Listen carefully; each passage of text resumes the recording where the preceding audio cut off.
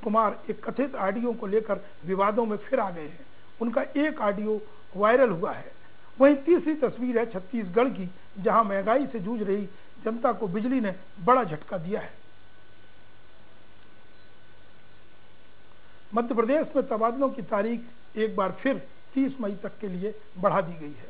इससे पहले 19 मई तक की समय सीमा तय की गई थी। तबादलों की तारीख बढ़ाए जाने पर कांग्रेस ने सवाल खड़ा किया है। कांग्रेस ने आरोप लगाया है कि मंत्रियों को दिया गया पैसों का टारगेट पूरा नहीं हुआ, जिसके चलते सरकार ने तारीख बढ़ा दी है। वो बात और है कि बीजेपी ने दिग्गी राजा की याद दिलाकर आरोपों को हल्के में उड़ा दिया है। भारी सिफारिशों के दबाव के बीच मध्य प्रदेश सरकार ने तबादलों की तारीख को एक बार फिर से बढ़ा दिया है। तबादलों की तारीख बढ़ाए जाने के पीछे कांग्रेस ने असल वजह पैसे का लेन देन बताया है। कांग्रेस ने सरकार पर आरोप लगाए हैं कि सरकार ने मंत्रियों को तबादले के लिए पैसे वसूलने का टारगेट दिया था, जो पूरा नहीं हो पाया। इसीलिए तबादलों की तारीख को एक बार फिर बढ़ा दिया गया है। देखिए, ये तो नया बिजनेस है सरकार के लिए, और माननीय मंत्री जितने हैं और विशेष रूप से मुख्यमंत्री जी ने जो टारगेट शायद दिया होगा कलेक्शन का, वो पूरा नहीं हो पा रहा होगा। इस वजह से इसकी डेट बढ़ा दी गई है। वहीं कांग्रेस के आरोप पर सरकार के मंत्रियों ने पलटवार करते हुए कांग्रेस पर ही निशाना साधा है। प्रदेश सरकार के मंत्री उमाशंकर गुप्ता ने तबादलों पर पैसों के लेन देन के आरोप पर कांग्रेस को उसके शासनकाल की याद दिलाई। उमाशंकर गुप्ता का कहना है कि कांग्रेस के शासनकाल में बिना पैसे के लेन देन के तबादले नहीं होते थे, इसलिए कांग्रेस ऐसे आरोप मढ़ रही है। कांग्रेस के शासन में जो होता रहा है वो कल्पना उनकी यही है, इसलिए केंद्र पे भी आरोप लगाते हैं भ्रष्टाचार के। तो उनको लगता है कि मंत्री और सरकार है ना भ्रष्टाचार करने के लिए, मंत्री और सरकार है ना तबादले में पैसे खाने के लिए। अब उनको बीजेपी की वर्क कल्चर मालूम नहीं है और इसलिए वो इस प्रकार के अनर्गल आरोप लगाते हैं। प्रदेश सरकार के पास 15,000 से ज्यादा बीजेपी नेताओं की सिफारिशें आई थी, जिसके चलते तबादलों पर अंतिम निर्णय नहीं लिया जा सकता। प्रदेश सरकार ने 2 साल बाद 15 अप्रैल से 15 मई तक रोक हटाई थी, पर सिफारिशों के चलते इस तारीख को 5 दिन के लिए बढ़ा दिया गया था। 19 मई की आखिरी तारीख निकल जाने के बाद भी कई विभागों में तबादलों की एक भी सूची जारी नहीं हो सकी। इसके चलते सरकार को ये तारीख एक बार फिर 30 मई तक बढ़ानी पड़ी। तबादलों की तारीख बढ़ाए जाने को लेकर मध्य प्रदेश की राजनीति गर्मा गई है। भोपाल से एक्सप्रेस रिपोर्टर सुधीर दंडोतिया के साथ ब्यूरो रिपोर्ट। इस मुद्दे पर चर्चा के लिए हमारे साथ स्टूडियो में जुड़े हैं वरिष्ठ पत्रकार मनोज वर्मा जी, साथ ही हमारे साथ जुड़ गए हैं भोपाल से एक्सप्रेस रिपोर्टर सुधीर दंडोतिया जी। हम सुधीर आपके पास आते हैं और जानना चाहते हैं कि तारीख पे तारीख आखिर वजह क्या है और कांग्रेस के आरोपों में दम कितना है। राठी जी, देखिए बिल्कुल बात करें तो कहीं ना कहीं दबाव संगठन के जो पदाधिकारी थे, बीजेपी के जो नेता हैं, उनकी सिफारिश से इतनी ज्यादा आ गई थी कि उन दबावों के चलते सरकार ये निर्णय लेने में अक्षम हो रही थी। खासकर मंत्रियों की बात करें और विभागों की बात करें, उनके सामने असमंजस की स्थिति कि अपने कार्यकर्ता को नाराज करें या नेता को नाराज करें या फिर तबादला नीति उसके तहत ट्रांसफर करें।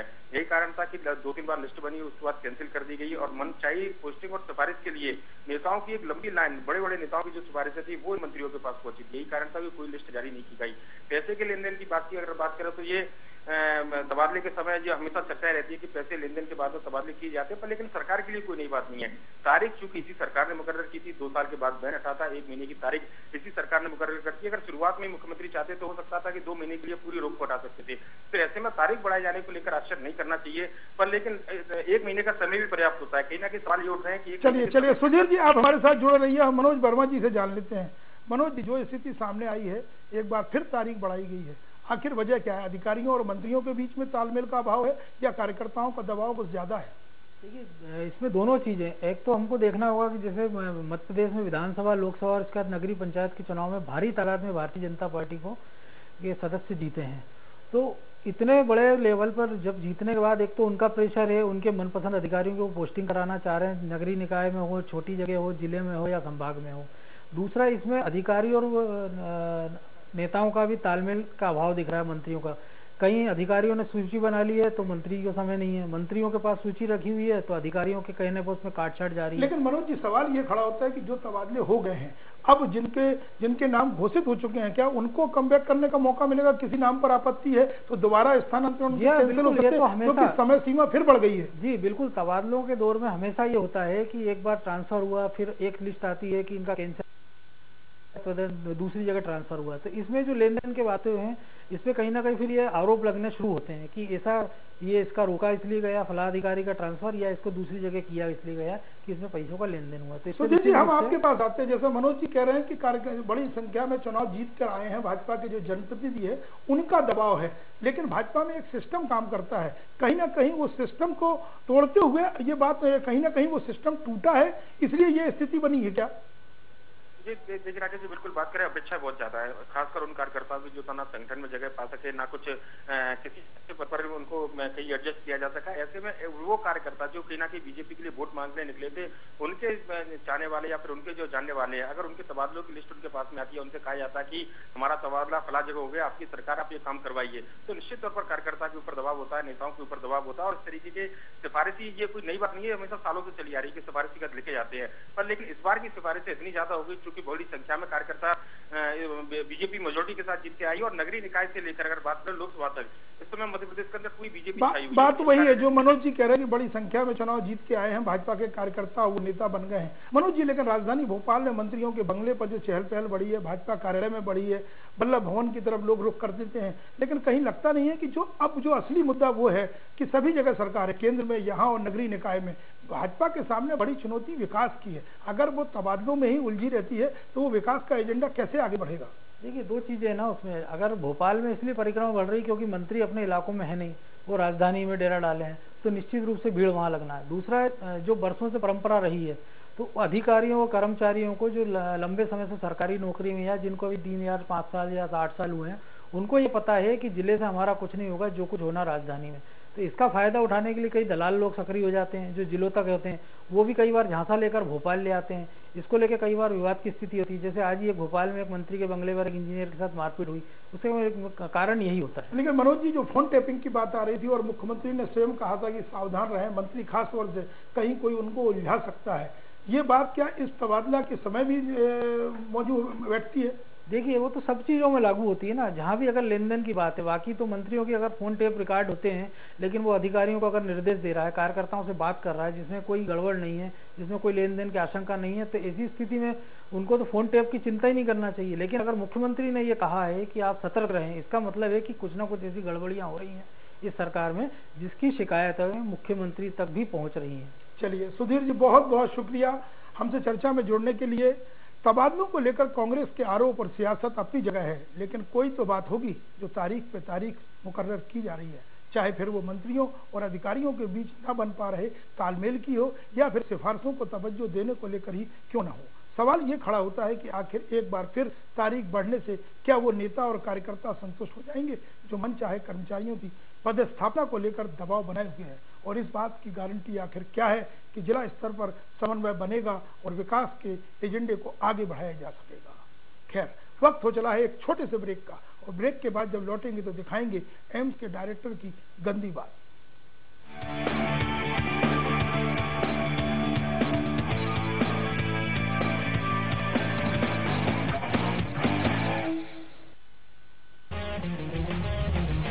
हम हैं सच के साथ, हम करते हैं बातें साफ, हर खबर पक्की खबर सिर्फ न्यूज़ एक्सप्रेस पर।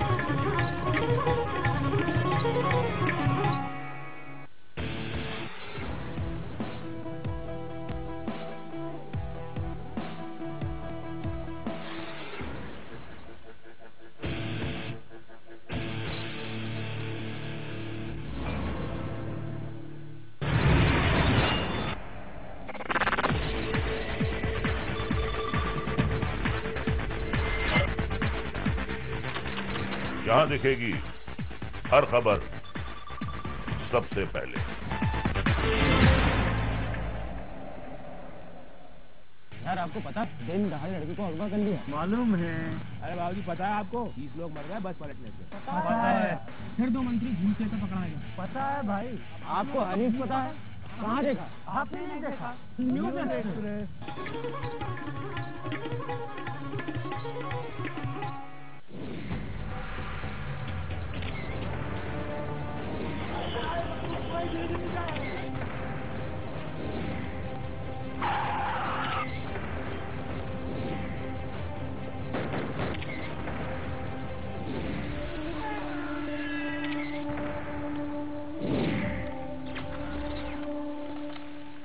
जब भी देखे नई खबर नए अंदाज में, न्यूज़ एक्सप्रेस मध्य प्रदेश छत्तीसगढ़।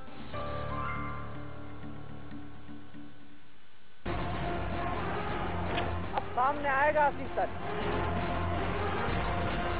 मेरी भी बात पहुंचेगी सरकार तक। हमारे हितों की भी होगी बात। अब दिखेगी हमारी भी खबर। अब हमारे फ्यूचर की भी होगी बात।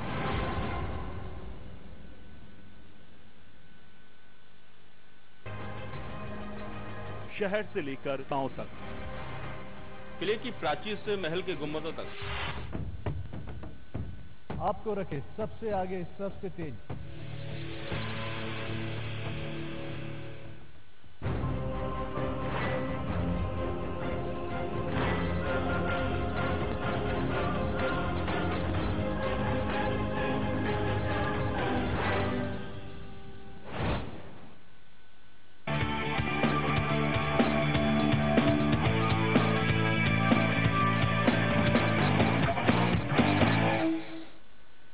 ब्रेक के बाद आपका स्वागत है। एम्स के डायरेक्टर डॉक्टर संदीप कुमार इन दिनों एक नई मुश्किल में फंस गए हैं।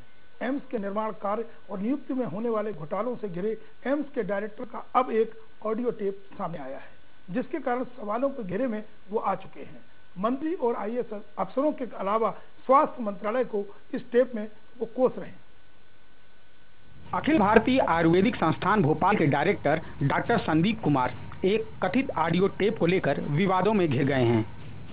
उनका एक ऑडियो टेप वायरल हुआ है, जिसमें वे मंत्रालय को कोस रहे हैं। अब आप भी सुनिए ये ऑडियो टेप। सर हरामी है आईएएस, ये देश का भी आईएएस की वजह से है, तो ये मंत्रियों को हरामी बना। वी आर नॉट, हम लोग प्रोफेशनल लोग हैं। आप प्रोफेशनल आदमी हैं, आप फंस रहे हैं आईएएस के चक्कर में। आप हरामी आदमी नहीं है, मैं हरामी आदमी नहीं हूं। तो सुना आपने कि किस तरह एम्स के डायरेक्टर मंत्री और आईपीएस अधिकारियों के लिए भद्दे भद्दे शब्दों का इस्तेमाल कर रहे हैं। दरअसल इस ऑडियो में डॉक्टर कुमार एम्स के निर्माण में देरी एवं अन्य मसलों को लेकर मंत्रालय के रवैये पर नाराजगी जाहिर कर रहे हैं। वहीं इस टेप के आने के बाद समूचा एम्स प्रबंधन सख्ते में है। तो अब आपको बताते हैं कि आखिर क्या है विवाद की वजह। एम्स के deputy director IAS Rituraj Singh पर पूरे मामले का दोष मढ़ा। डिप्टी डायरेक्टर इसी तरह की साजिश रचते हैं। इस टेप में वो पूरे अफसर लॉबी पर निशाना साध रहे हैं। कभी नियुक्ति का विवाद, कभी निर्माण की अड़चन, तो कभी इस्तीफे का ड्रामा। ये सारे विवाद एम्स के नए डायरेक्टर डॉक्टर संदीप कुमार से जुड़े रहे हैं। वे सरकार के दो तरफा फरमानों से भी खासे परेशान रहे हैं। इसकी एक बानगी इस टेप में भी देखने को मिलती है। भोपाल से एक्सप्रेस रिपोर्टर अजय शर्मा। इस खबर पर हमारे साथ चर्चा में जुड़ रहे हैं भोपाल के बीजेपी सांसद आलोक संजर जी। साथ ही हमारे साथ भोपाल से एक्सप्रेस रिपोर्टर अजय शर्मा भी जुड़ गए हैं। सबसे पहले आलोक संजर जी, हम आपके पास आते हैं। आपने इस टेप को ध्यान से सुना होगा।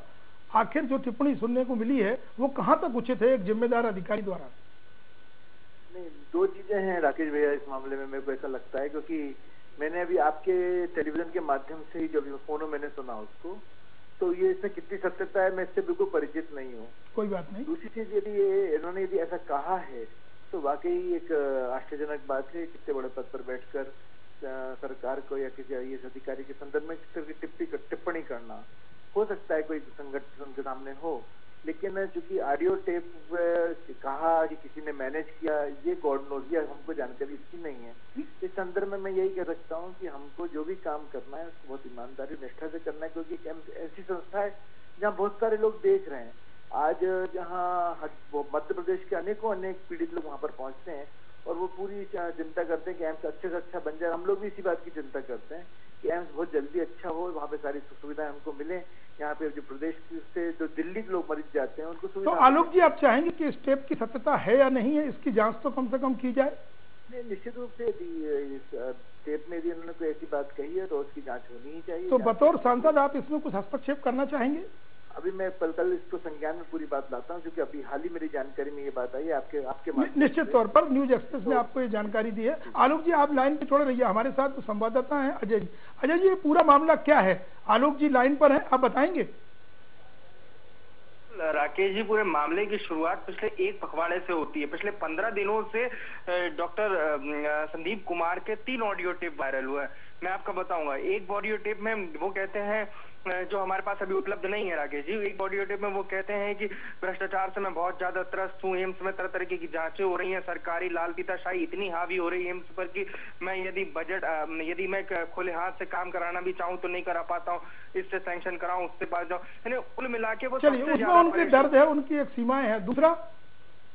दूसरी बात एक जो है कि ये जो ऑडियो टेप वायरल हुआ है, ये उनका एक झगड़ा चल रहा है लंबे अरसे से डिप्टी डायरेक्टर जो ऋतुराज सिंह है उनसे खासतौर पे उनका जो झगड़ा है जो ऋतुराज सिंह से चल रहा है, ये ऑडियो टेप में वो चीज सामने आ रही है कि उनसे जब ऋतुराज सिंह से जुड़ा हुआ सवाल किया गया तो वो बहुत जम के चिड़चिड़ा उठा और उन्होंने साफ तौर पर पूरी IAS लॉबी पर सवाल उठाते हुए कहा कि वो किस तरीके के लोग होते हैं। ये 2 लोगों के बीच की बातचीत है या दूसरी तरह की कोई रिकॉर्डिंग है?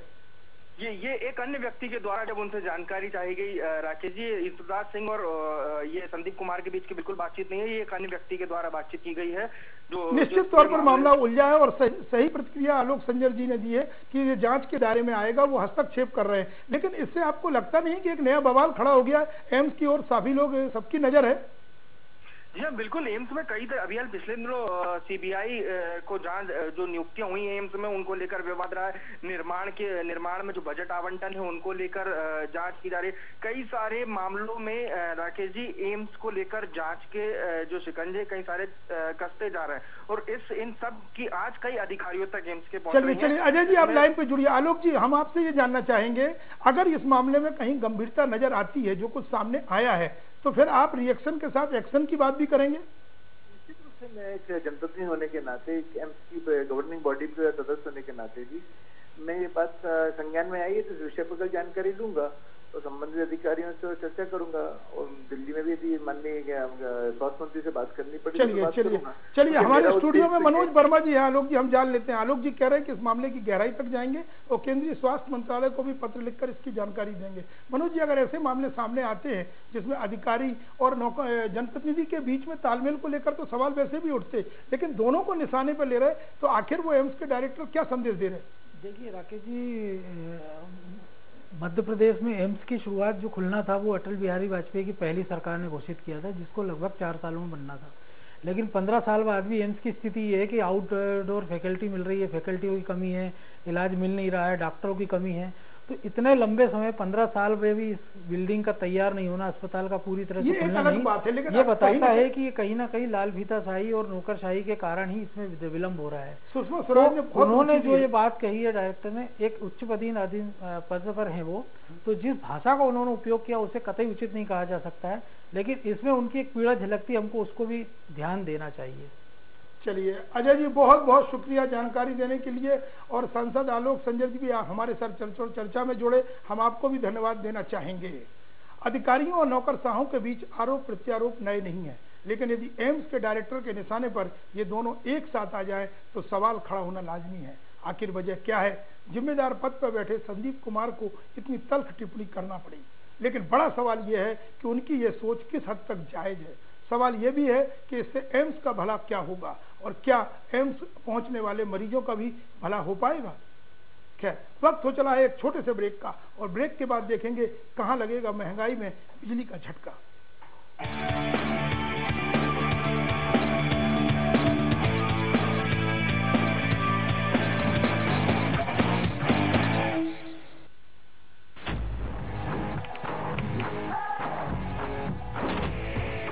खबरों का असली खिलाड़ी अब आ गया है आपके घर। News express, Madhya Pradesh, Chhattisgarh.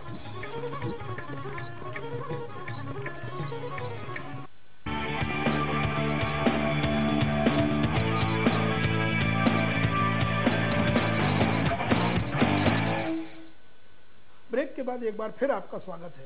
घाटे का रोना रोकर एक बार फिर बिजली कंपनियां दर बढ़ाकर आम और खास लोगों पर बिजली गिराने जा रही हैं।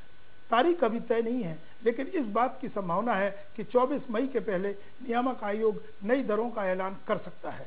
खास बात यह है कि बिजली कंपनियों को राहत देने के लिए छत्तीसगढ़ सरकार ने 450 करोड़ के राहत पैकेज का भी ऐलान कर दिया है। बावजूद इसके बिजली कंपनियों की दलील है कि इतने कम पैकेज में उनका कुछ भला नहीं होने वाला है, क्योंकि उनका घाटा करीब 1000 करोड़ का है।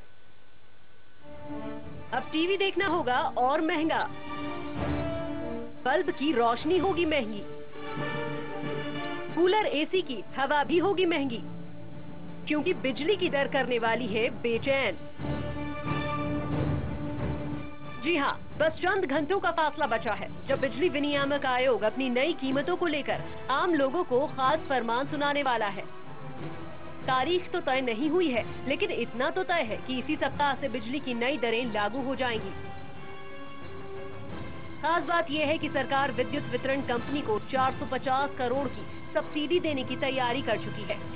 बावजूद इसके विनियामक आयोग ने कीमतों को लेकर की गई अपनी सिफारिशों में करीब 15% तक बिजली की दर बढ़ाने का प्रस्ताव दे दिया है। बिजली की कीमतें बढ़ी तो निश्चित रूप से इसके साइड इफेक्ट से न कोई आम बचेगा और न ही कोई खास। अब जरा इन आंकड़ों पर गौर करिए। प्रदेश में बीपीएल परिवारों के नाम पर करीब 16 लाख कनेक्शन, घरेलू उपभोक्ताओं के नाम पर 19,30,000 कनेक्शन रजिस्टर्ड, गैर घरेलू कनेक्शन 2,66,117, कृषि कार्य के लिए 3,44,338 कनेक्शन, उद्योगों को 31,029 और पेयजल आपूर्ति के लिए 14,112 कनेक्शन। ये आंकड़े बताते हैं कि अगर कीमतें बढ़ी तो उद्योगों से लेकर खेत खलिहान के किसान तक प्रभावित होंगे। खास बात यह है कि सरकार ने आम लोगों पर राहत का मरहम लगाने के लिए 450 करोड़ की सब्सिडी का पैकेज विद्युत वितरण कंपनी के लिए तैयार कर लिया है। लेकिन बिजली कंपनी की अपनी दलील है कि वो करीब 1000 करोड़ से ज्यादा घाटे में चल रहे हैं। ऐसे में तय है कि इसी महीने की 24 तारीख से पहले बढ़ी बिजली की कीमतों का ऐलान हो जाएगा। साथ ही जून से नए टैरिफ दरों से बिजली का भुगतान भी करना होगा। रायपुर से एक्सप्रेस रिपोर्टर सत्येंद्र सिंह के साथ ब्यूरो रिपोर्ट। इस मुद्दे पर हमारे साथ चर्चा में जुड़ रहे हैं रायपुर से एक्सप्रेस रिपोर्टर सत्येंद्र सिंह। सत्येंद्र सिंह, जो तारीख आप बता रहे हैं, जो संभावना व्यक्त कर रहे हैं अपनी रिपोर्ट में, निश्चित तौर पर जब छत्तीसगढ़ की सरकार मोदी के जश्न में डूबी होगी उनके एक साल की सालगिरह पर, ऐसे में नियामक आयोग की सिफारिशें क्या मायने रखती हैं छत्तीसगढ़ की जनता के लिए? देखिए, बहुत बड़ा झटका होगा, जैसा कि हम लोग अपनी रिपोर्ट में भी दिखा रहे हैं कि कोई नहीं बचेगा। आप अगर इंडस्ट्री की बात करें, छत्तीसगढ़ में कहा जाता है कि वेल डेवलपिंग स्टेट के रूप में अपने आप को वो चिन्हांकित कर रहा है और यहाँ पर इंडस्ट्रियल एरिया काफी ज्यादा आ रही है। लेकिन जिस तरह से बिजली की कीमतें बढ़ी है, क्योंकि यहाँ पर जो इंडस्ट्री लगे हैं वो इसी लोभ में, इसी लालच में लगे हैं कि यहाँ पर कोयले प्रचुर मात्रा में है, बिजली की उपलब्धता रहेगी। लेकिन जब आप कीमतें बढ़ा देंगे तो फिर वो तमाम जो इंडस्ट्री है, तमाम जो ऐसे सेक्टर है, जो अपकमिंग सेक्टर है, उनको बड़ा झटका लगेगा और काफी ज्यादा लोग आशंकित है। कई सारे लोगों से आज हमारी बातचीत हो रही थी। हम ये जानना चाहेंगे, ये मजबूरी में हो रहा है या विकल्प बिल्कुल कोई नहीं है?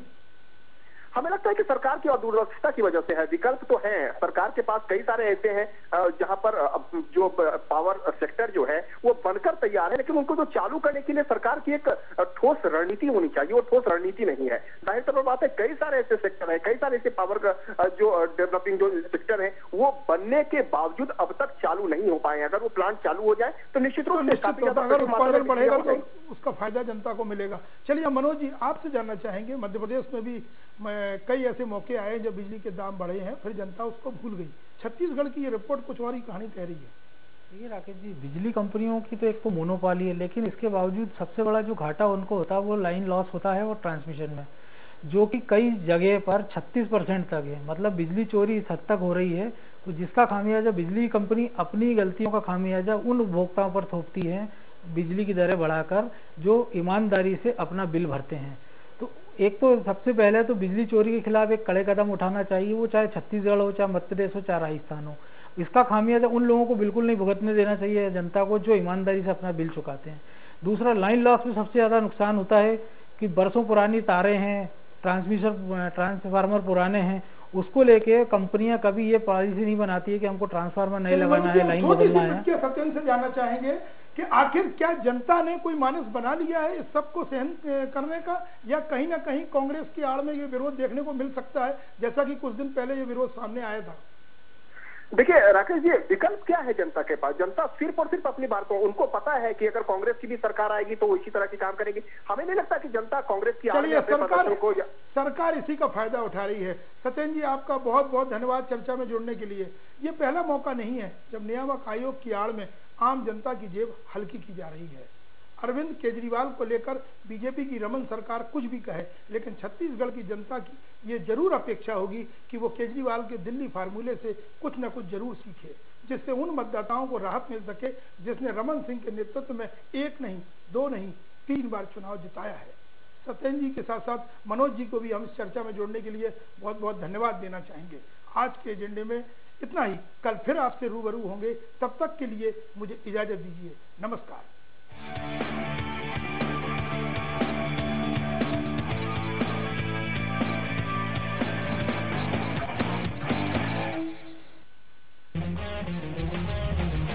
हम हैं सच के साथ, हम करते हैं बातें साफ, हर खबर पक्की खबर सिर्फ न्यूज़ एक्सप्रेस पर।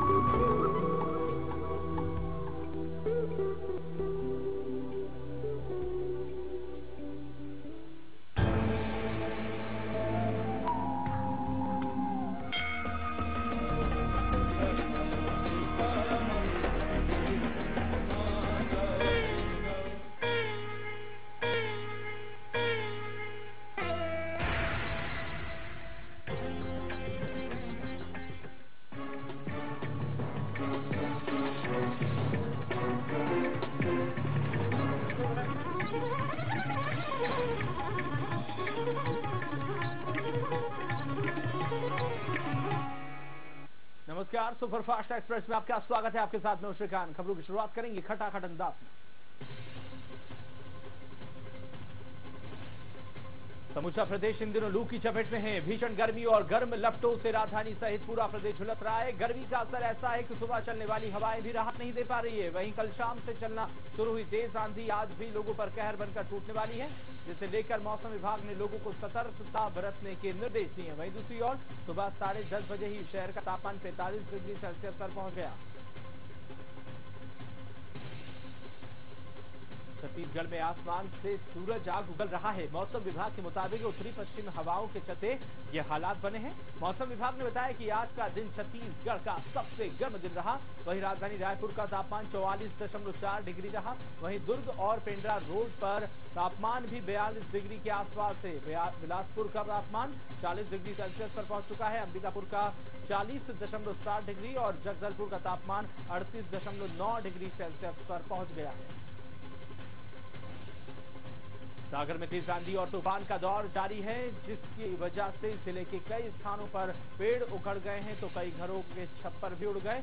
वहीं कई गांवों में लगे बिजली के खंभे और होर्डिंग्स भी गिर गए। कल रात से चली तेज आंधी के बाद दिन में भी तेज हवाओं का दौर चलता रहा। सागर के मकरोनिया इलाके में दोपहर के बरगद में का पेड़ एक टपरे पर गिर गया, जिसकी चपेट में आने से रघुवीर राजक नाम के युवक की मौत हुई। मध्य प्रदेश के पहले मुख्यमंत्री युवा उद्यमी सम्मेलन का आज से मुख्यमंत्री निवास में आगाज हुआ।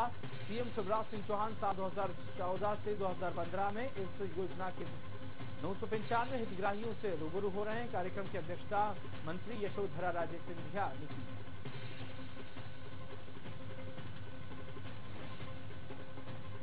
रायपुर में प्रदेश कांग्रेस की अहम बैठक हुई। प्रदेश कांग्रेस दफ्तर में ये बैठक प्रदेश प्रभारी बीके हरिप्रसाद की मौजूदगी में हुई, जिसमें प्रदेश कार्य समिति